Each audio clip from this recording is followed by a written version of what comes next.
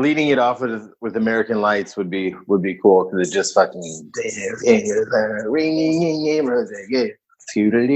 this is fucking rips. You're just gonna sing the whole song for us right now. Just right, because because you can't like jam or play with somebody on Zoom because there's latency. All right. I'll just fucking Yeah, it goes.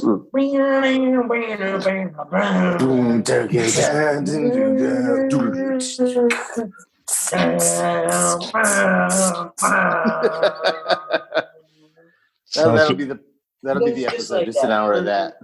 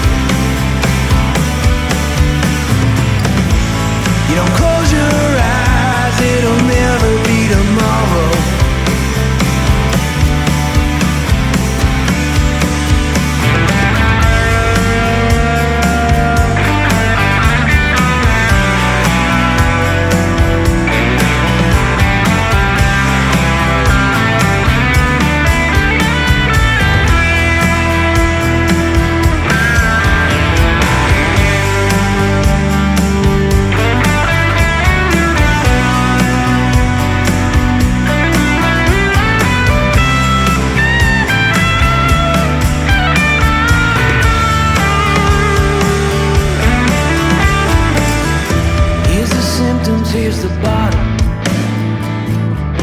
Here's the symptoms, here's the bottle. Here's the symptoms, here's the bottle.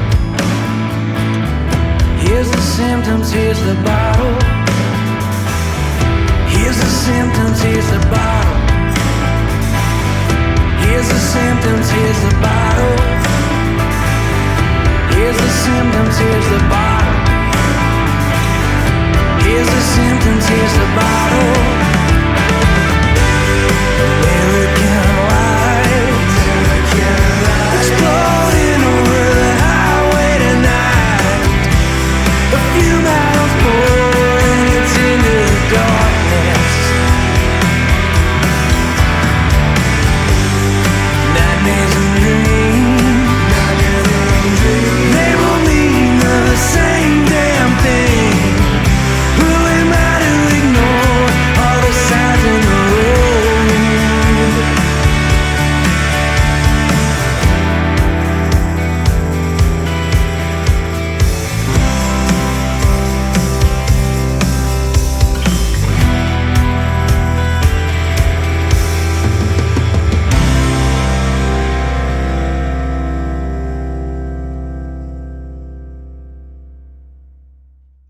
What's up? We're the Wilderness. I'm Bobby Stevens. You got Dan Johanning. You're listening to Rock Paper Podcast. That was so Ben Wyatt from Parks and Rec. Can we do it again? No, What's up, goobers? I like rock and roll music. Am I right? From the Wilderness. I love it. I love it. I think it was perfect. You want to do it again? You do it this time. Let's see what you got, Dan. Show me what you I don't have anything. Rock, paper. I'll do what Pookie said. Pop Record Podcast. Shane Presley. I think you nailed it. I'm Bobby Stevens from the Wilderness. This is Rock Paper Podcast. Thanks for listening. Guitar. Yeah, man. It's cool. It's whatever. It's whatever. Listen or don't. No, do listen. But Rock Paper Podcast. Scissors beat paper, paper covers rock.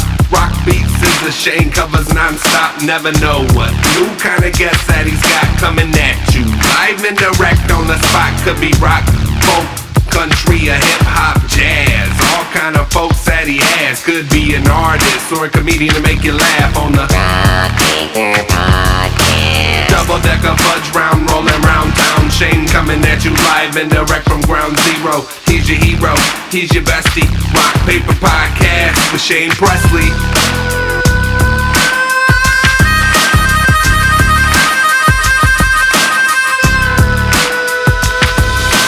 Rock Paper Podcast. Hey, everybody. Shane Presley, a Rock Paper Podcast, coming to you from St. Louis, Missouri, hanging out with the guys of the Wilderness. Welcome to the show, guys. thank you. We got Dan Johanning and Bobby Stevens on the line. Welcome back, guys. Steve Thanks. Polychronopoulos today. That's Oh, yeah.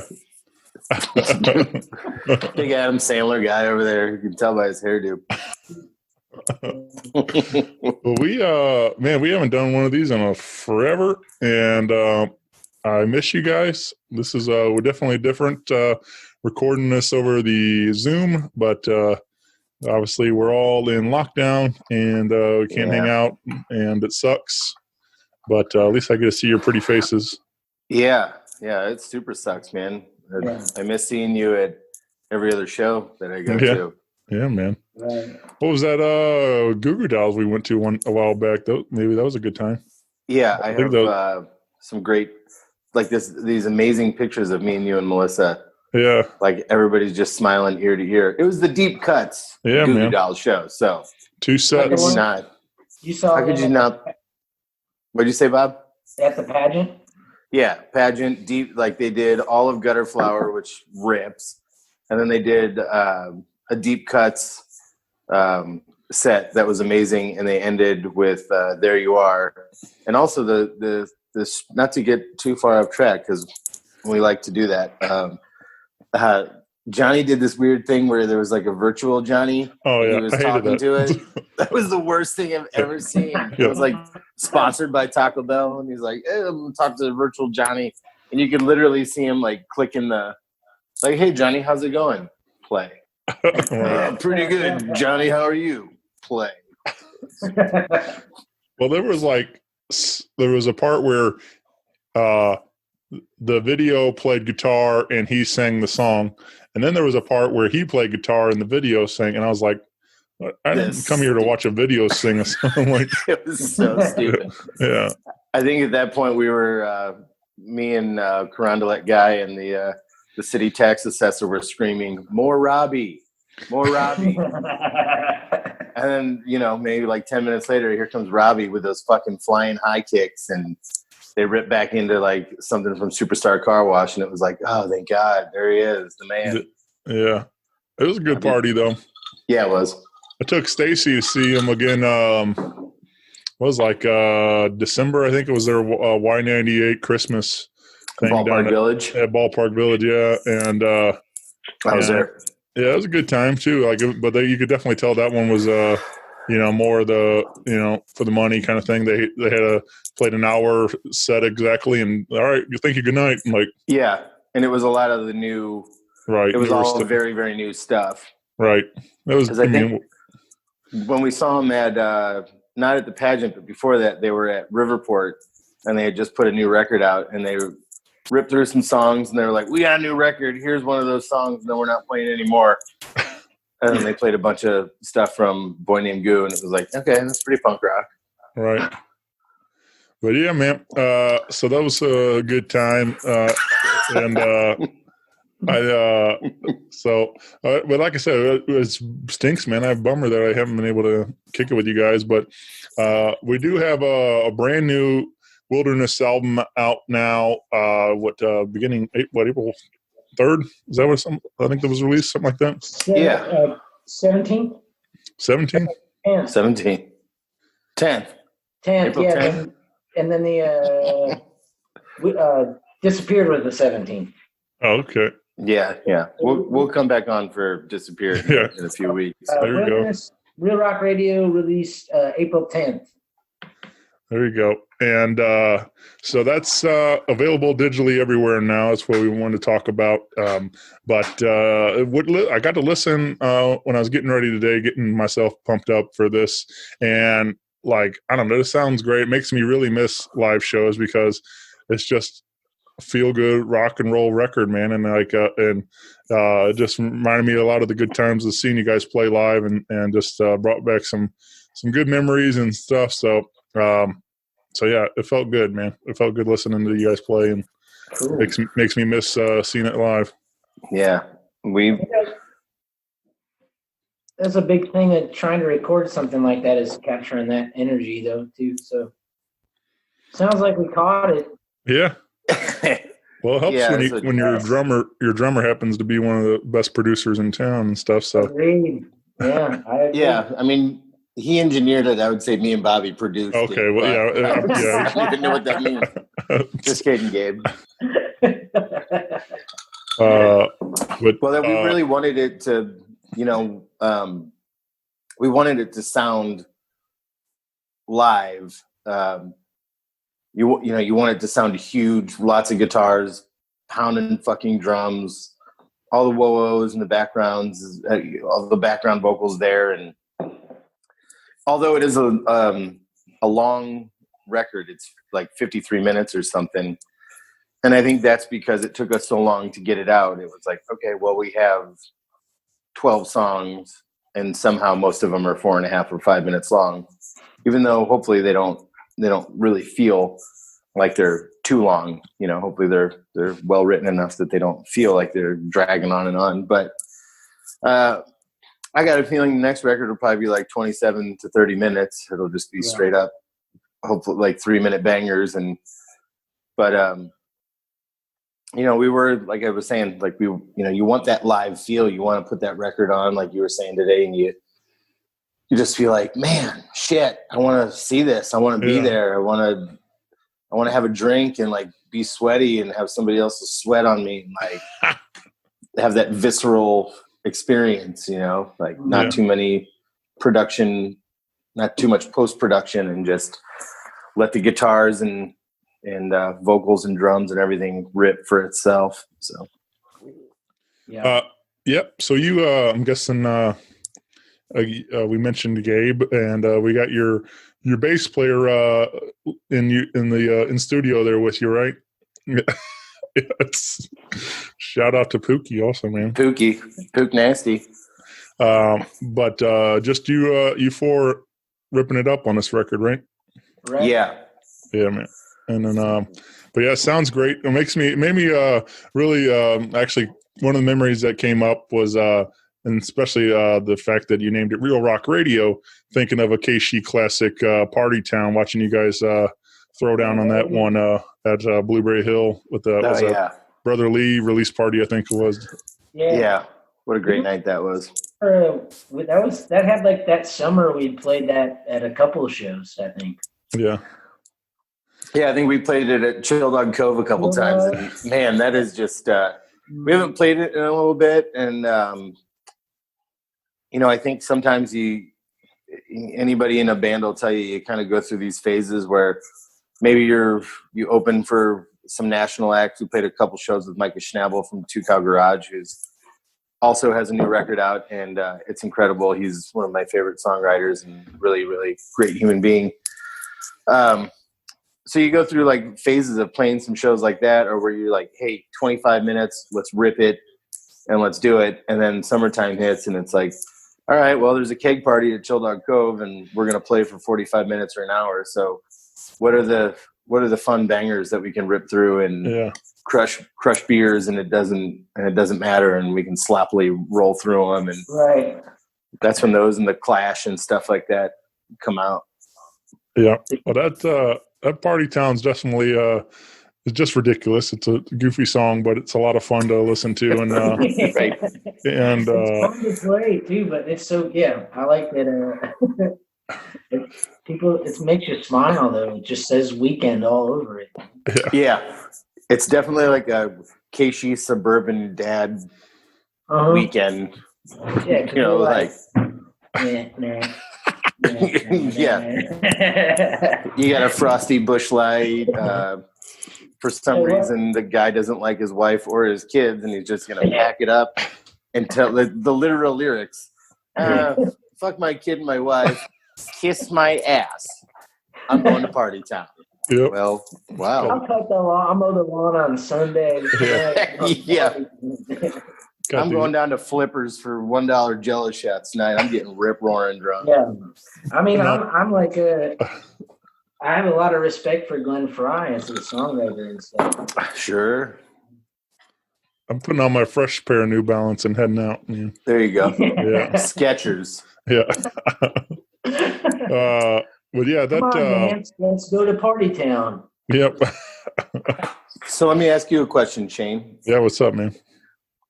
Do you think if we get sued by KC 95, the greatest FM station in the history of the universe, the oldest rock station in the known world, because we're all we know and they've been around forever,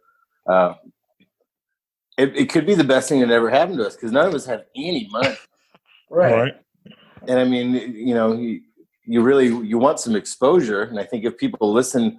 KC people listen to the record, especially the people who like, Mark Close and the Closest Cut Above and the Seventh Day would be like, God damn, this son of a bitch rips. Yeah. I mean, listen to Bobby's like some of those leads and some rip roaring solos and stuff. I think maybe it could be the best thing that happened. Yeah. Hey, man. Put that Google algorithm to work, man. Have people. Anybody searching for Real Rock Radio? It pulls up. We were kind of concerned naming the album and being like, well, what a KC. But I was like, well, it's like a homage. We're saying, what's up, KC? We love you. Right. It's a love letter to KC for sure. Yeah, man. Well, forgive me, I forget the title, but one you're mentioning, Dan, singing was like Van Halen and Sammy Hagar. Yeah, and you like drop like every reference, and then talking about Mississippi Nights and then just KC at the end. Yeah.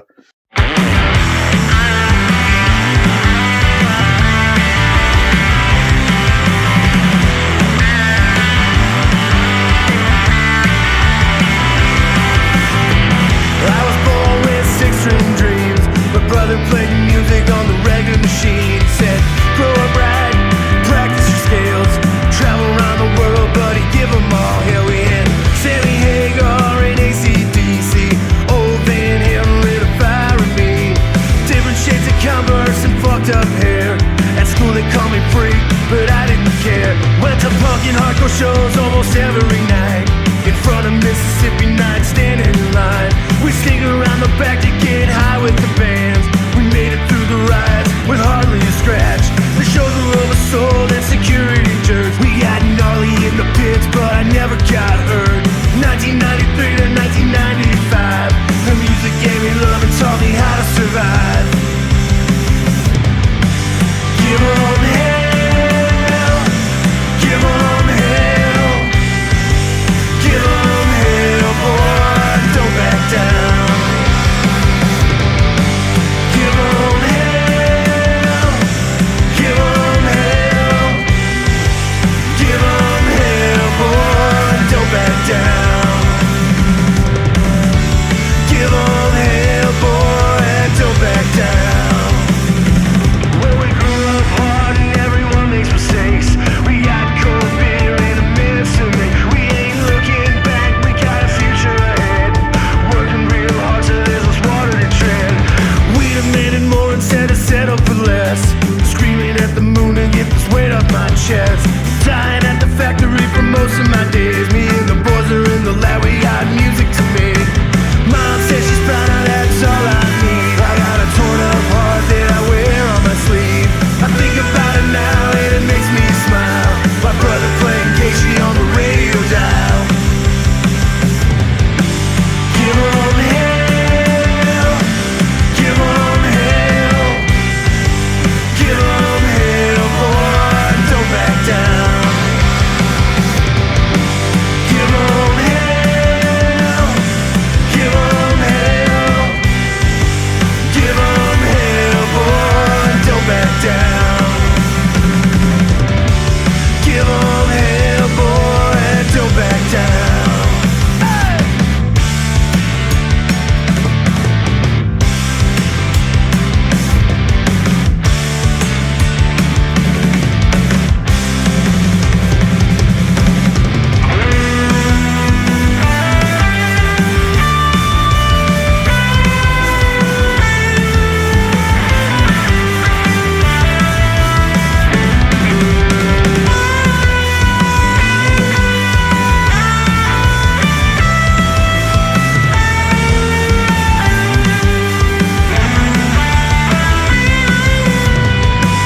Give 'em hell, give 'em hell, give 'em hell, boy, don't back down.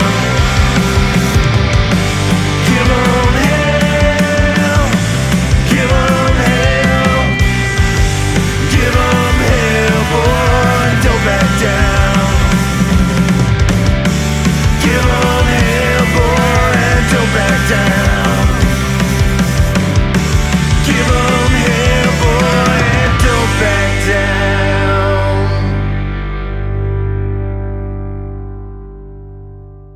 So it's definitely like, what was the title of that one? That was That cut's called "Give 'Em Hell," yeah. and that's just kind of about like me growing up and like my brother listening to Casey on the radio, and just like, you know, of course my brother's 8 years older than me. He directed my everything that I listened to music wise until I was in high school. He still does. I mean, we went to Rush. We've seen Van Halen together. We've seen Sammy, ZZ Top, Willie Nelson. You know, like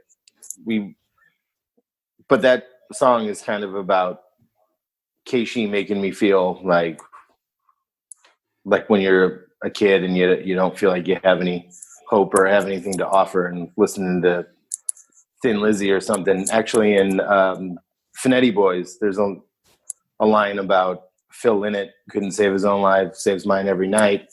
And that's about when I was a little kid listening to, I would hear Cowboy Song on the radio, and it just makes you feel tough. I mean, we might be Bobby could probably attest to this, like, you know, you're in a band, but still music is what makes you feel that's what gives you worth. That's what makes you feel like, you know, you can take on the world is listening to some great rock and roll or whatever it might be.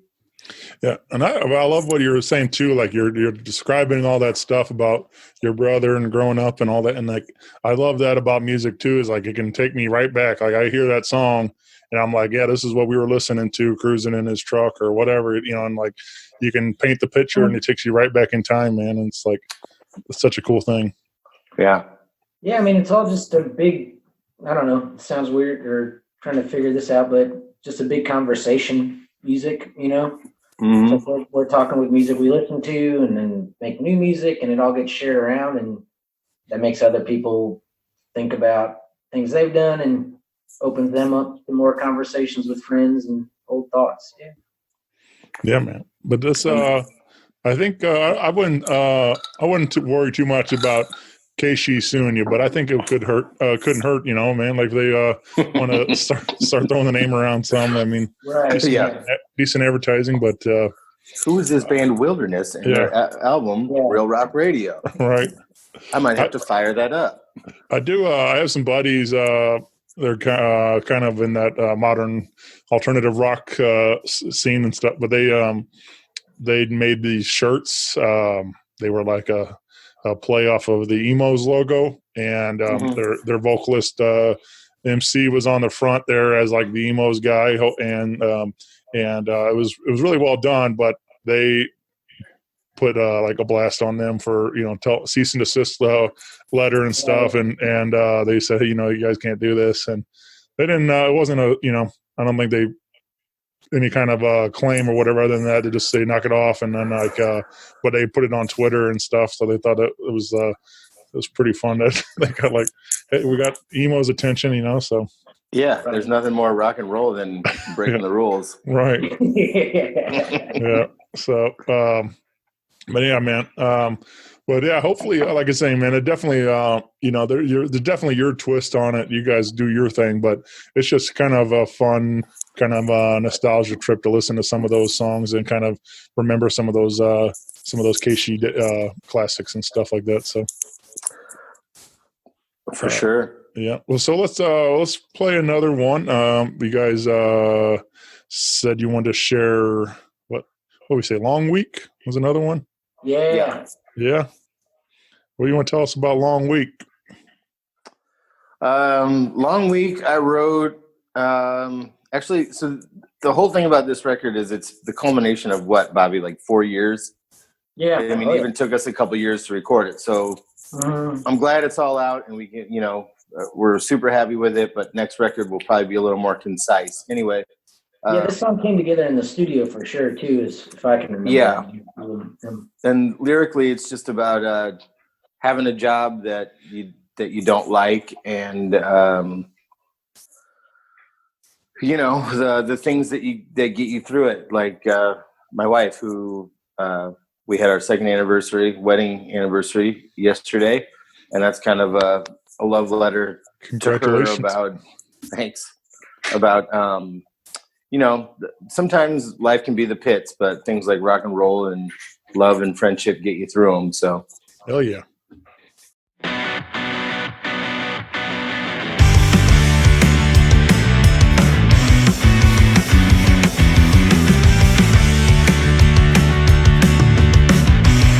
I didn't know about you or your pain. You didn't know about me, you thought it was a shame. You heard him singing at night. The songs were loud, but the words weren't right. It's been a long week. You can see it on my face. It's been a long week. Stuck inside this place. It's been a long week. Consumed by my mistakes. The road is all we know. We run with times, yeah.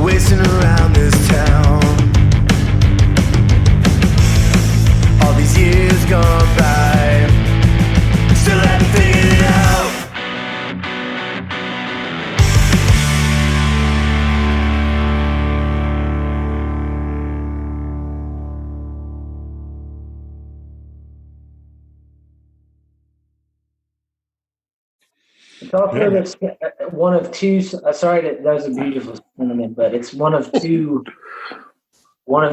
songs on the album with dueling guitar solos.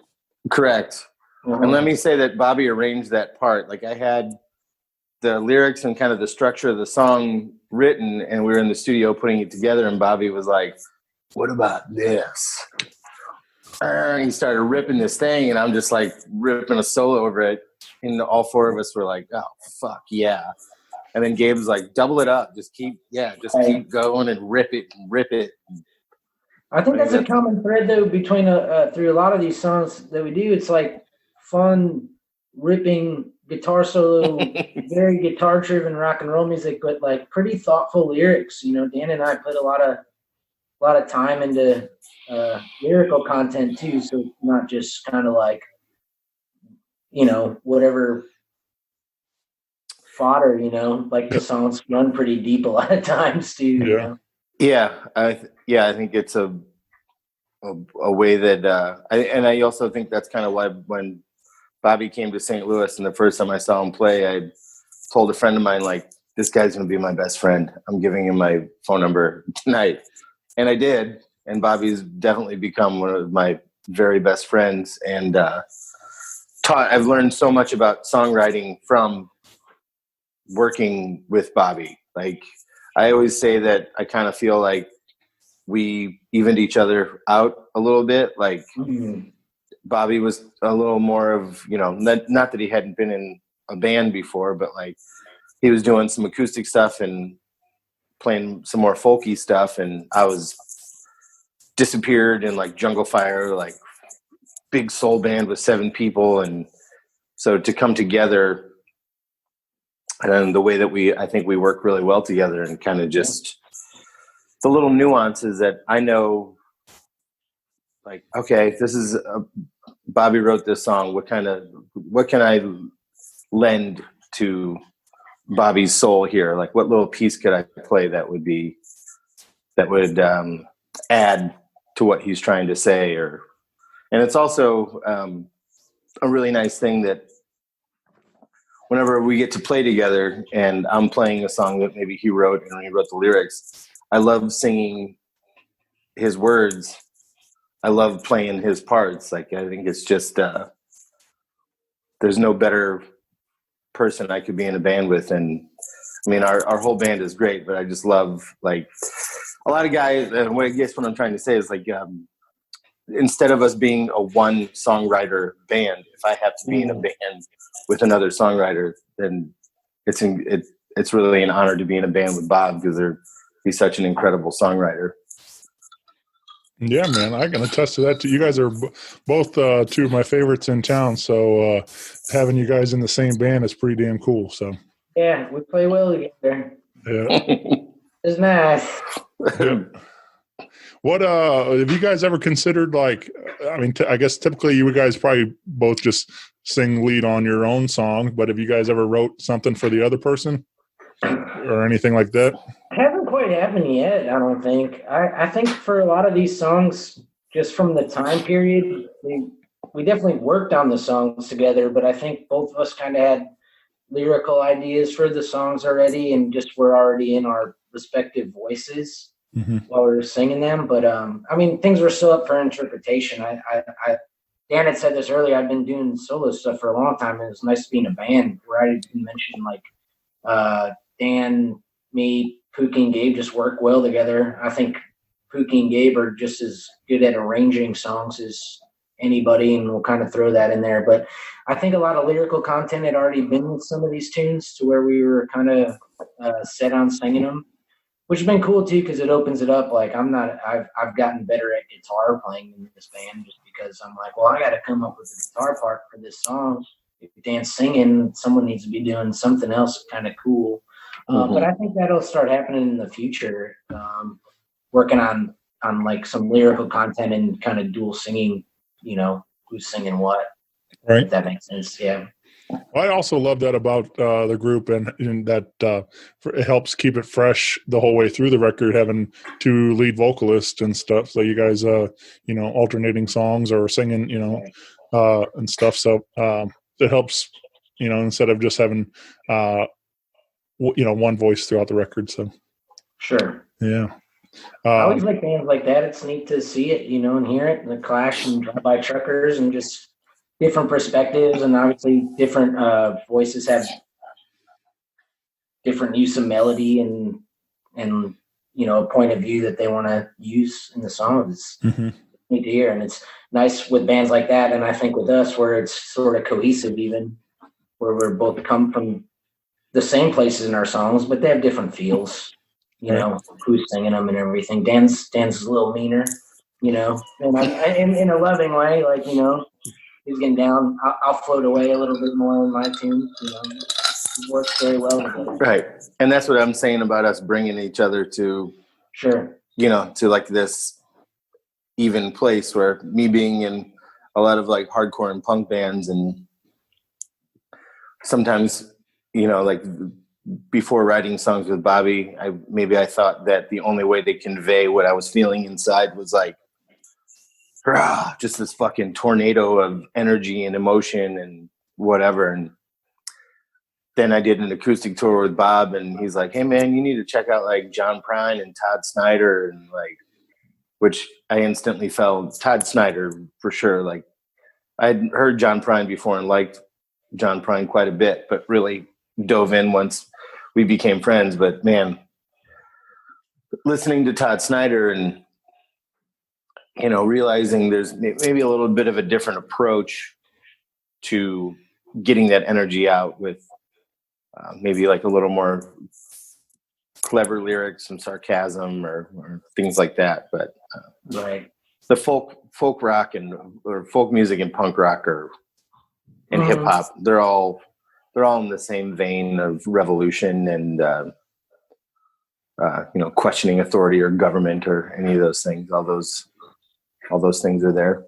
Yeah. Right. I think you nail it too, Dan, and like just the storytelling approach of it too. That's like I think a forte of you for sure, and kind of pulling from those pieces. Yeah. Yeah, man. Well, you mentioned John Prine. Here's one for John Prine, man. That was some tough news for sure. There you go. Is it backwards? I can't tell. It's my John Prine fly swatter. Leave it to John Prine to be making merch that is also functional to use around the house. Yeah. Well, I mean, I guess glasses are great. Yeah, that was a sad. I was pretty bummed out that night. Yeah, that was tough, man. I just shared a little moment on Facebook that evening, but I was, I kind of got into him like way later, and then a lot of people have been celebrating him for years and years, and but I finally got to see him at Roots and Blues in Columbia in the fall of October 19, and he I think he was already kind of around that time was starting to have some health issues, and I think he had canceled some shows and things, but we made it that one, and then I remember at the very, he played his set, and at the end of the set, he set his guitar down and just kind of did this little dance off to the side of the stage, and it was just, it was just really a cool moment, just like especially to see like a guy like that who's been, he's been doing it for this long, and he's still all smiles and having a great time up there every day, and enjoying life. So. So it was cool to see it that night, and but again, it was just a real bummer that he's no longer with us. But at least these songs and these words live on. Yeah, forever. His contribution to the American Songbook is, I don't even know. He's gonna have his own, not even a chapter. He's gonna have his own fucking section. Right. And you were even talking earlier about just ideas of different music and ideas of what punk rock is. And you listen to a song like Sam Stone or Your Flag Decal Won't Get You Into Heaven Anymore, Yeah. And just where the boundaries aren't necessarily a genre of music or anything, it's just what you're saying. And I guess folk music like that, but I don't think John was ever afraid to say anything. And that was the best part about his music, where even the sad, vulnerable songs, he didn't shy away from saying something either he felt or he knew somebody else was feeling, which a lot of people do, me included. Yeah. Same here. And hopefully, like Bobby was saying before, with our record and lyrically, like, that's how you get things off your chest. And you can't be, or at least maybe to someone like myself or Bobby, like, you can't be a coward and be a great musician. If something is hurting me, or if I've been hurt in the past, or if I love, or if I'm angry, that's what the music is for. That's the catharsis. This is how I get it out. And you hope that somebody relates to it, even if it's in a different way. Even if you write a song that's about love or being heartbroken or politics or something, and it makes, like you were saying, it brings up memories of something different for you, like growing up on KC or whatever.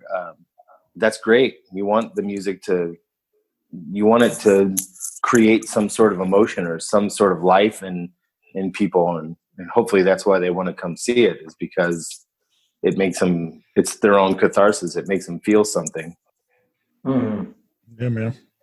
Yeah, I totally get that. I mean, that's why I go to shows. That's why I listen to all these records. I mean, it's I think Bobby Stevens once said it, I drop the needle down, it makes me feel alive. So, Yeah.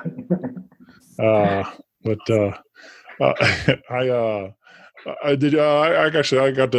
like using some Bobby quotes because they make me laugh and they're fun, and using my friends. But I used a Bobby line the other day when I was working on my deck.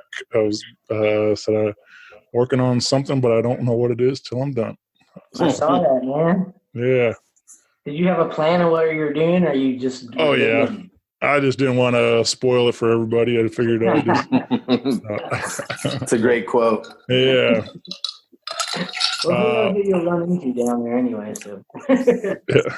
But yeah, my brother was long overdue, but he came over and helped me put some new stairs on my deck there and stuff. And so anyway, but so you guys all been everybody, we're all locked down, quarantine, and all this stuff. You guys, what are you guys doing to keep yourself from going crazy? You guys, you've been writing some new material, or what do you guys do to keep busy?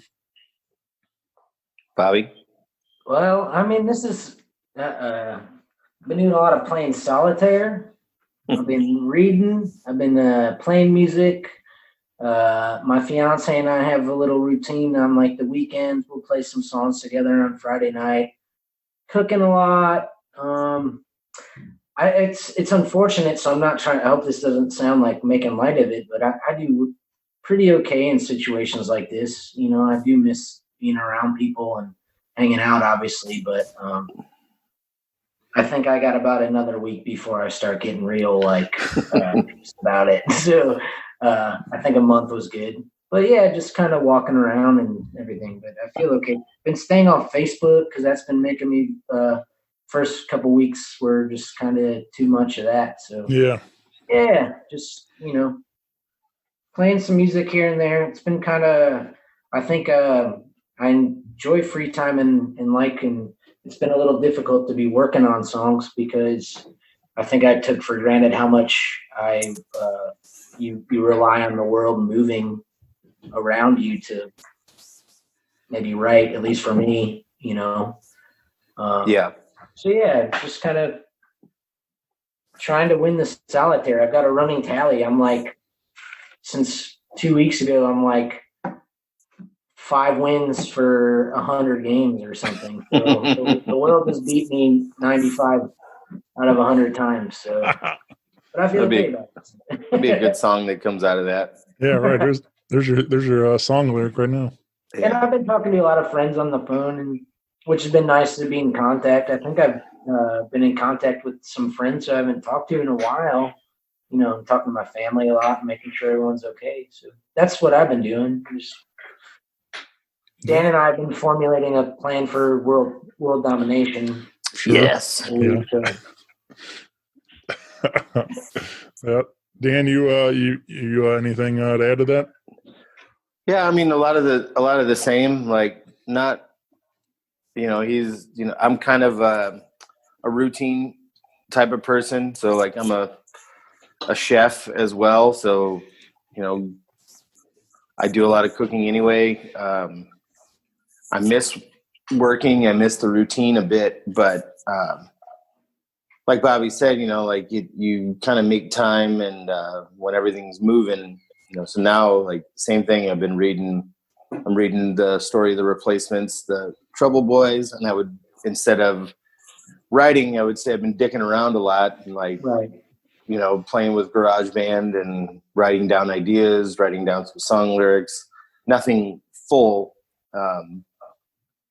Working on like a weird lo-fi electronic record that it won't be a real thing, and it'll just be a thing I put out and make whatever. But Wilderness has maybe like a weekly Zoom meeting, and we all have a drink and hang out and get to say hi to each other. And like Bobby, I'm kind of the same way. Like Melissa and I, my wife, are just, we like each other. We like being around each other, and so we're made, planted some vegetables, and we walk the dog a couple times a day. And, we had a dance party last night, and, just trying to keep busy. It sucks because Bobby knows, we have and Shane, you're the same way. You have such a huge group of friends that it sucks not being able to go to the Heavy Anchor and have a drink or play a show, or see those friends. I have a group of like 20 guys that I grew up with that we've been friends for 20 something years, and not being able to watch a hockey game or a baseball game and just like talk some shit. It stinks, but whatever, we'll get through it. I've been eating too much sweets, but yep. Yeah, that goes. That quarantine 15 is real, man. Yeah. Is that a thing? Quarantine 15? Yeah. The quarantine 15. I missed out on that. And I think as songwriters who really, truly value their product like Bobby and I do, I doubt you'll hear the word quarantine from either one of us in a song ever. Right. I kind of feel like that's going to be the new cliche for the next year, is like, here's my quarantine record. Oh, go fuck yourself. Yeah. Sure, yeah. I think some ideas and changes, but yeah, not going into I think it would be some in music, but I think comedy is going to be a lot worse. I think I think every comedian is going to have some sort of joke about it, and it's just going to get played out real quick, and everybody's sick of it. Yeah. How many times did you jack off during Yeah. Not all of my comedians. I have friends with a lot of comedians. I know that they don't all go up there. But. Right. Yeah. They don't, but you're right. The hacks there'll be a lot of. You know how much Pornhub I looked at during the same amount you normally do? I'm single and I jerk off once a day, and now I jerk off once a day. Yeah. Knee slap. Oh. Knocked myself out. That's how funny it was. All right. There you go. He's back.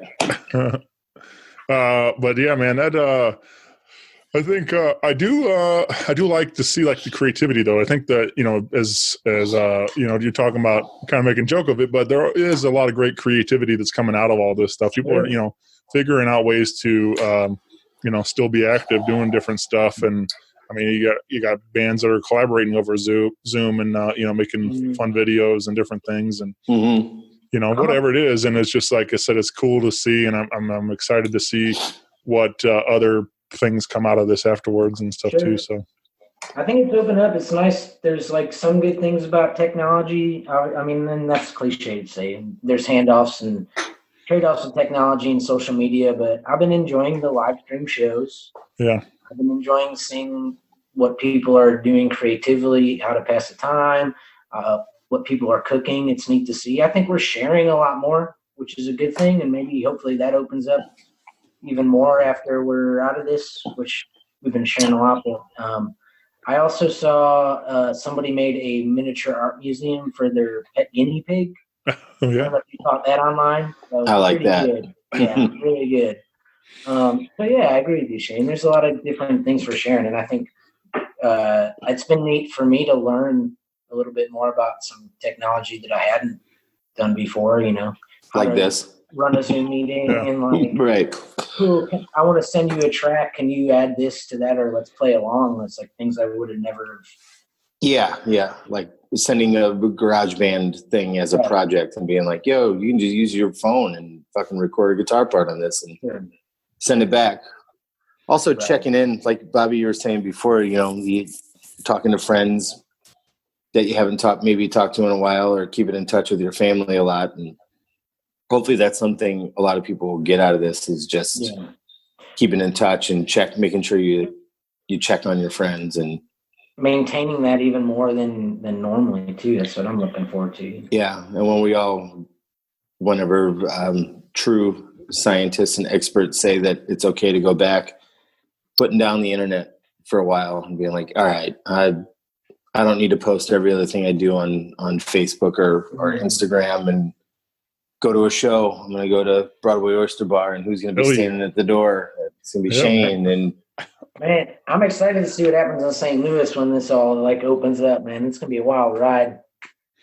I think everyone should have their designated week of partying at a venue or an establishment where it's like, all right, tonight is Broadway Oyster Bar. Tonight is off Broadway. Tonight is where like, because I don't know, I'm ready to go out and see some live music and hang out with people for sure.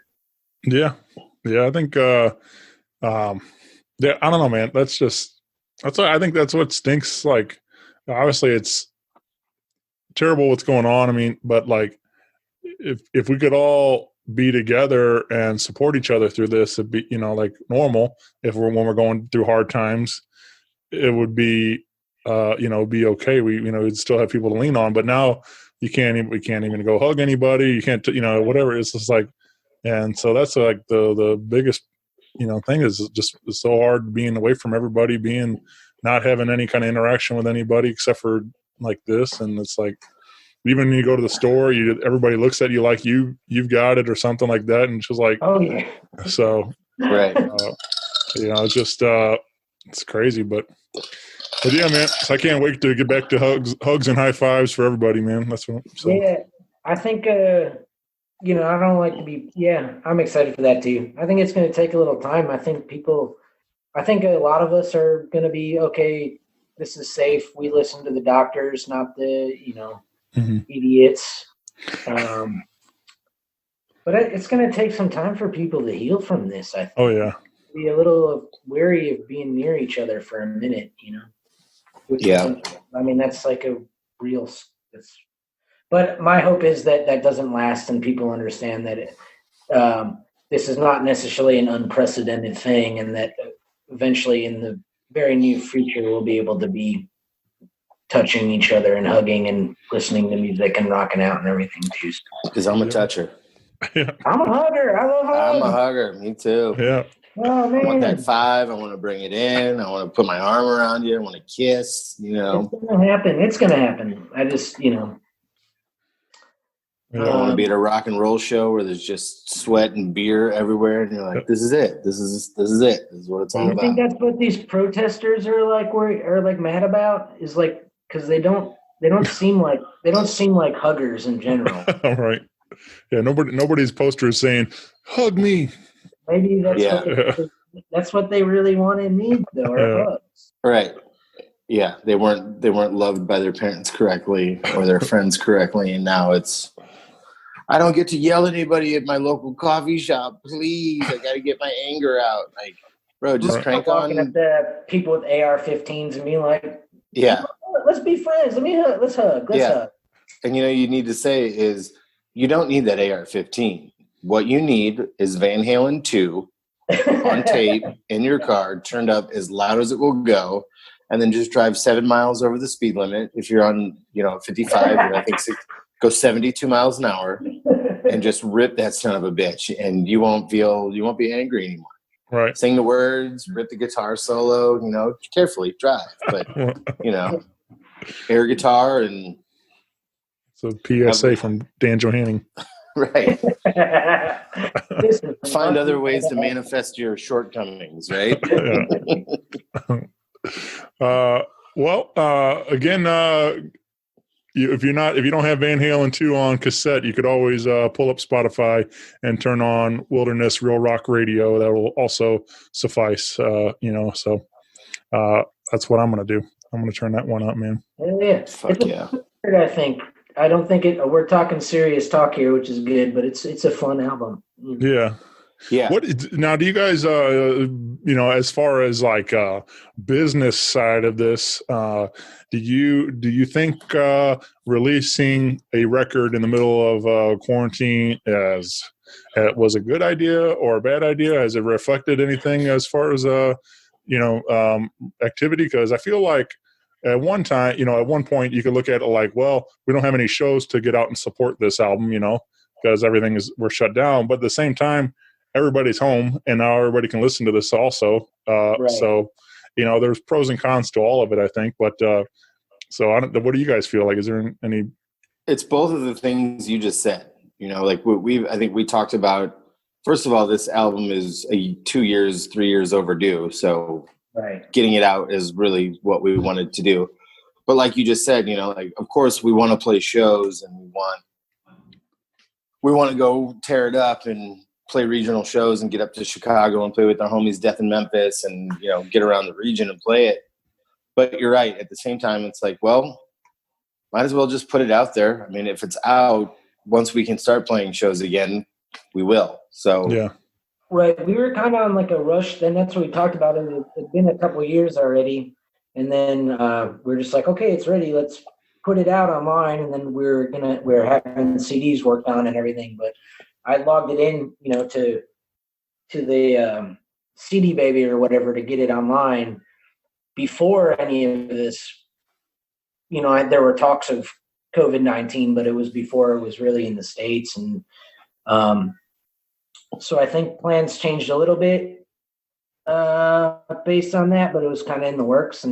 But the original idea was just to get it online anyways for people to hear it, and we wanted to get it out there, But I think that's a good thing to the situation. I think it's a good move too, just to get it out there. And like you're saying, maybe, when all this is cleared up, if we can get back to partying in the, summer or fall, whatever it ends up being, maybe put out the physical, have a release party then, and, and then sell some CDs or whatever it is at the show and do it that way. So, and then everybody knows all the words to the songs and can sing along and dance and yeah, there you go. Yeah. Get everybody hyped on it and have, I would love for people to listen to it and be like, damn, this is good. I'm excited to see this. So whenever they can, they will. And we're also a band that, everybody works jobs. We take the band very seriously and we want to do everything that we can and push the band as hard as possible. But the band is, it's not like we canceled a fucking world tour and, everybody has regular jobs. So it's like, we're not really losing revenue by putting it out. Right. I do. Speaking of canceling world tours, I did not see. Besides, everything's like postponed. That's what a lot of them are, just postponed.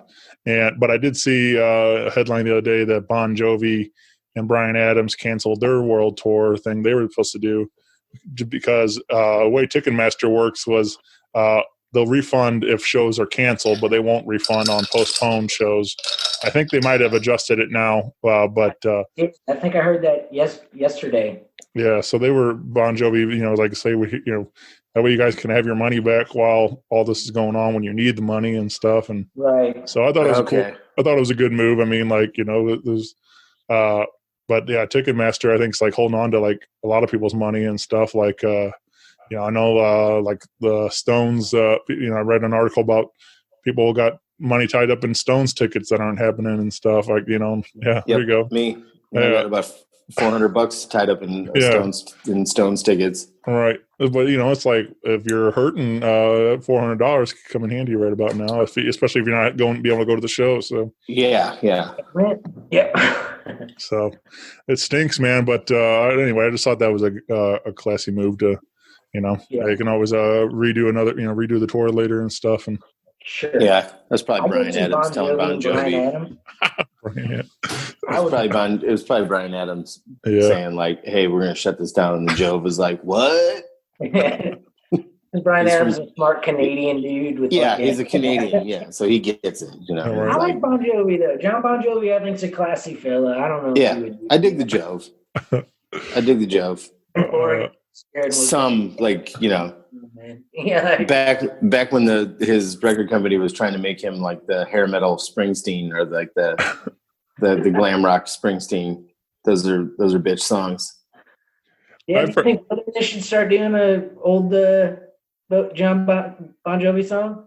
Probably not. A little Runaway or something like that. You gonna sing the high parts? Oh, that's good. Okay. That's good, spread. Abe is the Richie Sambora of harmonies in the wilderness. Yeah, he is. He handles that stuff. I'd buy that bumper sticker. I was listening to something the other day that I wanted to cover, and I can't remember what it was now. No, I'll figure it out. Yeah. You guys do that kind of stuff? You text each other silly songs that you want to do? Does that ever come up? Well, it usually just happens in practice. Yeah. Start playing a riff. Now, a dream of mine, Shane, is to cover Cher's Turn Back Time. Yes. I can play it on guitar, and man, what a fucking... I don't think anybody could do it as well as we could do it. I agree. I think that we could just tear that thing up. I think we made it to the chorus once in practice. Mm-hmm. Yeah. Well, somebody had asked us to do, like, there was a benefit for something. Oh, it was the Sober for MS guys were talking about putting together a record and like, hey, everybody record a song. We'll sell them. We'll sell these albums of our friends' bands covering different songs of the people that we went and saw, like In Sync and whatever. And I was like, dude, we got Cher and we're doing Turn Back Time. But I think with everything that's going on, it kind of, those things get stuck off to the side for a little bit. Yeah. Which is understandable. That I like that stuff too. The reinterpretations of it, that where it's like, especially if, switching a male vocal or a female, vice versa to what we've already heard, having a different interpretation of the song like that. And the only thing that the gender would switch, but it would be a note for note remake. It would be a note we're for talking note. With the big bells at the end and all. Yeah. The key change and everything. Yeah, I mean, and I will wear the suit that she wore on the battleship. I mean, I will wear it. Oh yeah, that's to be at my house this week, by the way. And I think Cher would love it. I think she would be like, what do you think, boy? And I'd be like, oh my God, I know every word to Mermaids. It's one of my favorite movies. All right, now it's got to happen. So, that would be fun, man. Hopefully, we can do that soon. Yeah, once we get back to being able to practice again, I think that'll be soon. That'll be soon. Yeah, I miss you guys. Yeah. I miss you guys. Yeah. What I wouldn't give. I got to hug you fairly recently. That was nice. Well, I mean, I wouldn't give her a Shane hug. Yeah. I'm gonna be. Everybody's getting hugs after this, man. That's what's. Yeah, I think we're all gonna be in pain from the hugs. Yeah. Yeah. That should be your cracked ribs. Like, ugh. Yeah, that should be everybody's quarantine workout. Is go find a strong tree and just like hug it. So whenever we all come back, we're just like thunder hugging. Right. That's the name of our next full length, Thunder Hug. Already started writing the first song. The Wilderness presents Thunder Hug. Yeah.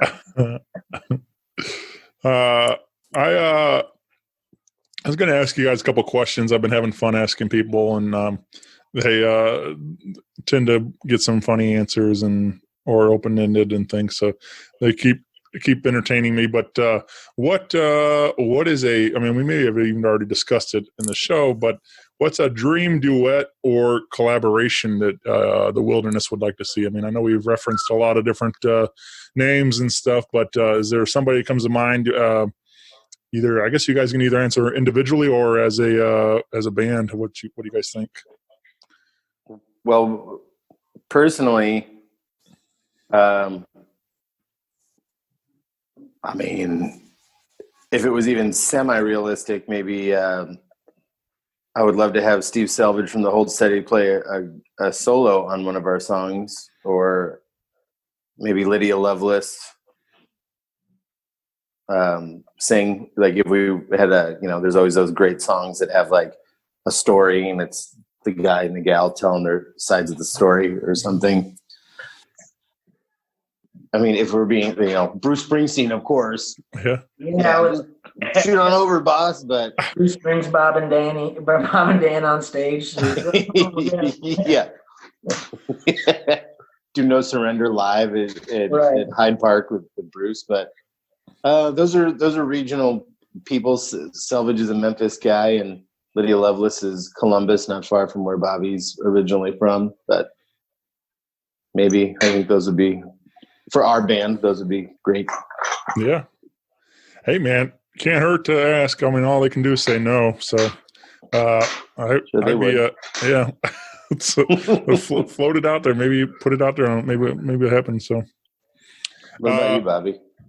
I'm kind of all in on this Turn Back Time with Cher sort of thing now that we've been talking about it. Whew. Wouldn't that be cool? That'd be incredible.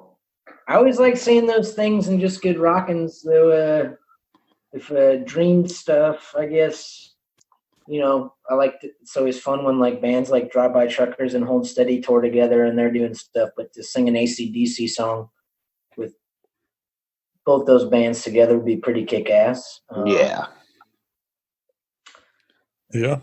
I personally, those would be some of mine. I think having Cher on stage with the Wilderness would be like the high point of my life. I would just freeze. Yeah. I think I would just be like crying and like, oh my God, she's here. Yeah. Yeah, I mean, and I guess for me personally, it's like I was heard Emmylou Harris singing the other day, and I was like, well, gotta sing with Emmylou Harris at some point in my life, obviously. Mm-hmm.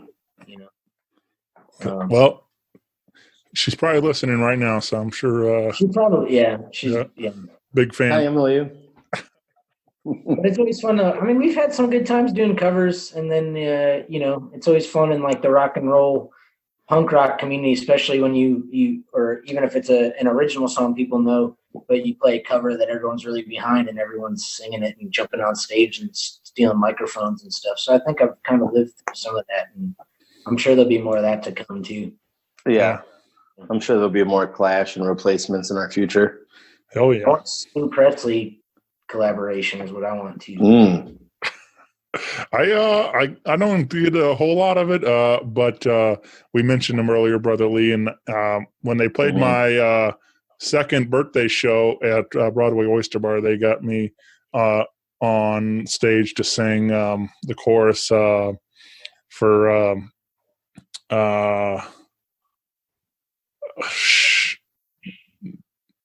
man, The Bottle was that one? Yeah, there it is. I was thinking, I knew it was Bottle, but yeah. Anyway, it was so that was a real rock and roll moment for me to get to screaming in the microphone with those guys, and then it happened again at Oyster Bar last birthday party show. Amanda Fish was one of my guests, and she got me up there to sing. It was the Ramones with her, and so I did hey ho let's go. And, that's awesome. So it was a really good time, man. So Split Street Bop. Yep. So it was really fun just to get up there, and that's my closest to being rock and roll that I've ever got to do.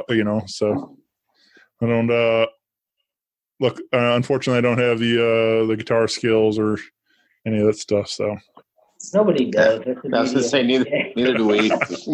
but yeah, you need me. Let me know, man. I'll be there. So I'll. We will. We'll do Party Town There we at go. your next birthday show, and you can come up and sing it with us. Hell yeah. But yeah, I can't wait, man. I know it just stinks, but for me, especially, I mean, I don't know. Like Bobby said, he's kind of comfortable with, he can handle some of this stuff, but me, I don't sit still very long. So this is been very hard on me, and like I just I'm not used to between even just going around seeing all my buddies doing the show and working and everything else, and it's just like and going to concerts too. Like I'm very much a people person, going out and seeing everybody and all this stuff is so anyways, hopefully that we'll be right back there soon, but yeah but I feel like I'll be at probably 3 months worth of shows right off the bat, just going every day. Right, I'll take it. I mean, even like I said, as a person who it's like, yeah, I'm like doing okay and doing this, but like I miss it, Yep. Nothing beats it, Well, this I wanted to tell you again, make sure to check out Real Rock Radio, wherever you get digital music at today. Keep an eye out, like you guys said, something about CDs. Hopefully those will be coming sometime soon. Probably in the next few months, yeah. I mean, it's been hard getting a hold of people, not getting a hold of people, but just some production. Getting things made, Getting things made, Yeah. I know it's kind of maybe a little more expensive for the budget, but I mean, I think it'd be sweet to slap this bad boy on some vinyl. It'll happen. Yeah, it'll happen. Yeah. It'll happen. It's coming. I'm sure it'll be on tapes too. Yeah. But I know, I mean, especially as far as physicals, I mean, everybody seems, I mean, the vinyl's been selling really well now. A lot of people back supporting it and stuff. So, yeah. And I like this idea about vinyl is that it's 53 minutes long. So I believe that it would necessitate a double vinyl release. Yikes. So that'd be really expensive. With their first album is a double. I could LP. be wrong on that. Don't quote me on that, but I think we're like pretty close. Well, I think we need like a record and a half. I think for or one record and a 7-inch or something like that. Yeah, it wouldn't fit on one vinyl, I don't believe. So we'll figure it out. But yeah, that'd be figure that out. Baby, we got a double LP. LP. Wu-Tang Clan. It's for the children. Yeah, we like guitar solos. What can we say? We need the songs to have plenty of time for solos. But get involved. We got Wilderness on your Facebook and Instagram also. You can get plugged in with the guys and more shenanigans and stuff. You can keep up with them there. But the guys, this has been great. I'm really glad we did this. Like I said, it's so good to see you boys. And hopefully next time I see you will not be through this webcam screen. So yeah. But thanks again for doing this, and I'll talk to you boys soon. All right, man. Love you, Shane. Love you, buddy. Love you guys. Thanks for everything. Bye everyone.